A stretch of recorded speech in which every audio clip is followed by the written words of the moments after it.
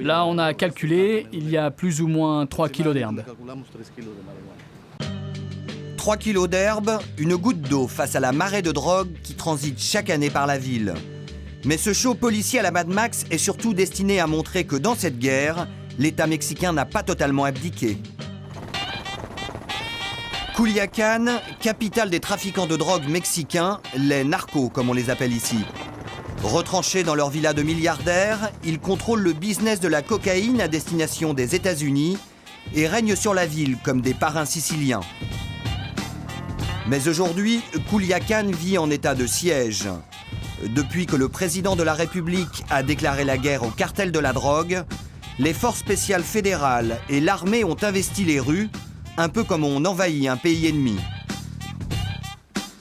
Quartier bouclé, barrages filtrants, fouilles des voitures, chiens anti-drogue, les Robocop sortent le grand jeu. C'est bon, on en tient. Direction le quartier chic de Terre Blanche où résident de nombreux chefs narcos. Pour la première fois, les policiers fédéraux ont décidé de ratisser les lieux. Trop tard, les guetteurs ont déjà donné l'alerte. Dans cette rue, on a arrêté un type armé, avec un calibre 9 mm et 2 chargeurs pleins. Ce type, il doit être guetteur.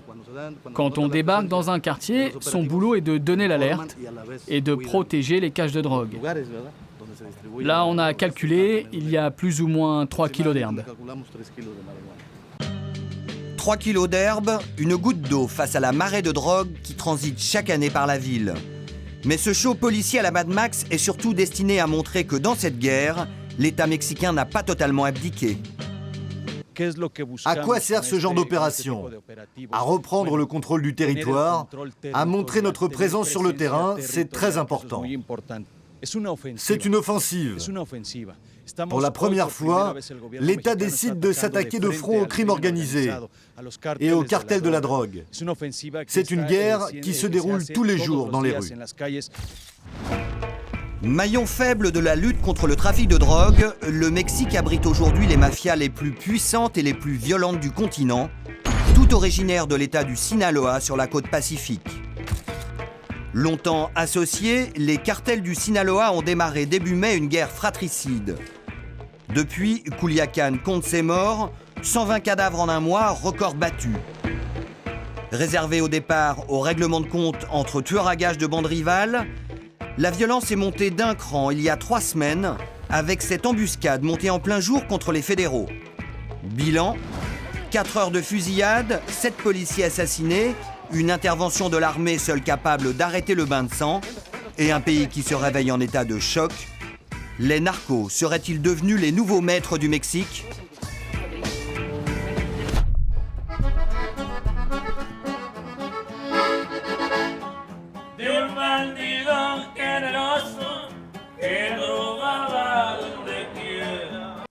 Le cœur de Culiacán bat dans cette chapelle pirate édifiée en l'honneur du saint patron des narcos, Jesús Malverde, sorte de Robin des Bois local qui volait l'argent des riches pour le distribuer aux pauvres.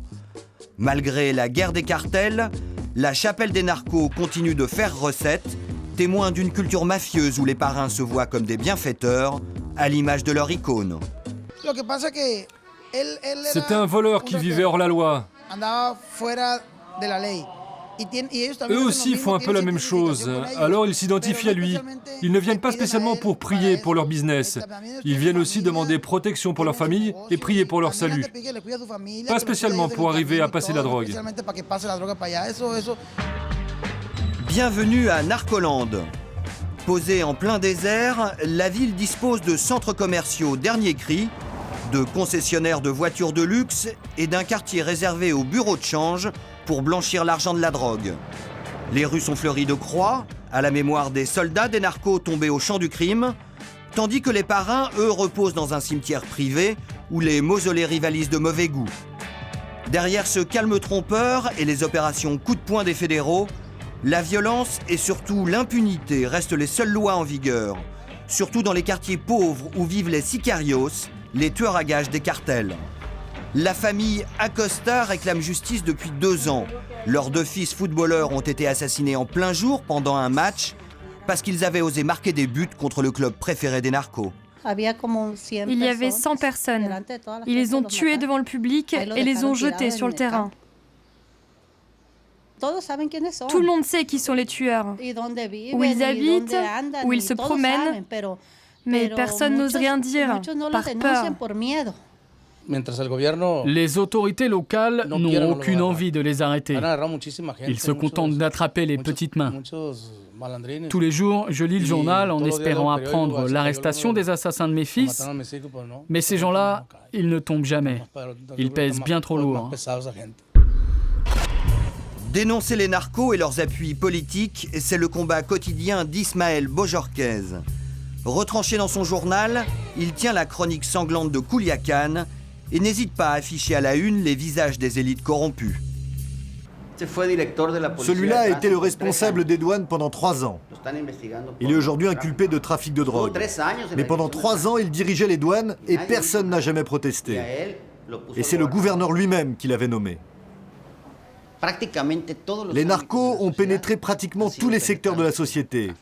L'économie, la politique, les structures du gouvernement, l'éducation, la culture, l'église, la famille.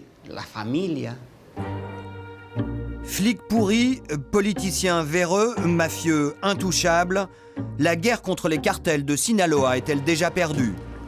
Le gouvernement mexicain, lui, crie victoire et vante les prises records de cocaïne, comme ces 23 tonnes brûlées en public, ou encore ces 250 millions de dollars confisqués dans la maison d'un narco, et enfin l'arrestation de celle que l'on surnomme la reine du Pacifique, une bimbo spécialiste du blanchiment de l'argent des cartels.